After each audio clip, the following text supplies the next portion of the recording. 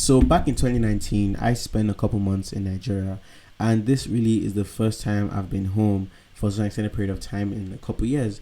So I went to the office, and you don't have to worry about what the office is, just like a general name.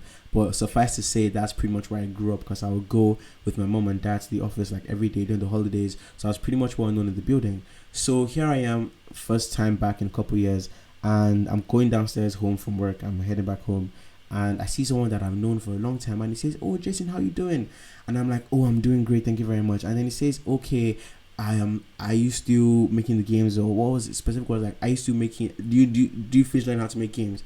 So background in that, back in 2008, 2009, around that period of time, there was this website called Spoiler.com, and basically what that was that you use some pre-rendered assets to just put together this little game thing, a platforming game, several different types of games. And I used to have a lot of fun doing that, and young Jason used to go everywhere saying, "Oh, I make games, I know how to make games," or whatever. So here it is a couple years later, and he asked me this question, and I'm like, "Oh, haha, I'm still learning," because I didn't want to go into the whole thing behind the story that I wasn't really making games. And he says, "Since then," and then he walks away. And at first, I'm so upset. I'm like, "What do you mean by since then? You have not seen me in how many years, and you're telling me since then? You don't even know whatever may have happened." But after a while, I began to calm down, and I came to realization. And that realization is that people don't care.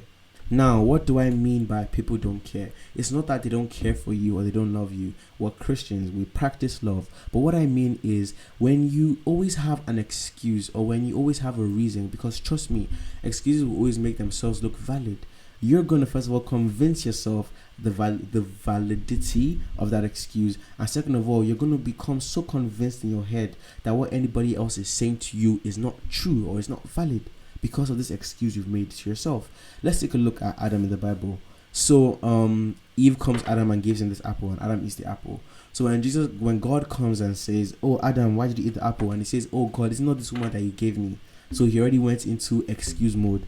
Now God doesn't care why you ate the apple.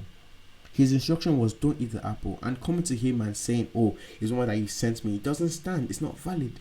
What he cares about is the fact that you did not follow the instruction and you ate the apple. The same thing in life. Your boss may not necessarily care that, okay, you were sick or your mom had something or just whatever excuse that people normally have when it comes to delivering results. They don't care about that. What they care is the fact that you were given a deadline, a task to do, and you didn't do that task. So in church, when you come to church, don't have excuses, because excuses will not stand in the world. So why would you bring excuses to the things of God? You haven't won a soul in how many months? You haven't partnered, you haven't bought Rhapsody, you haven't shared Rhapsody. Why? Okay, I've been busy with school. Okay, I did not have money. Okay, whatever reason that may come to your mind or come to your mouth, whatever that you say, it's not valid. Because you have been given an instruction, not by man but by God.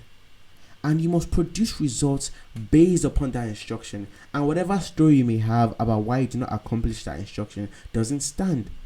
So as Christians, don't let yourself get into the habit of making excuses for lack of success.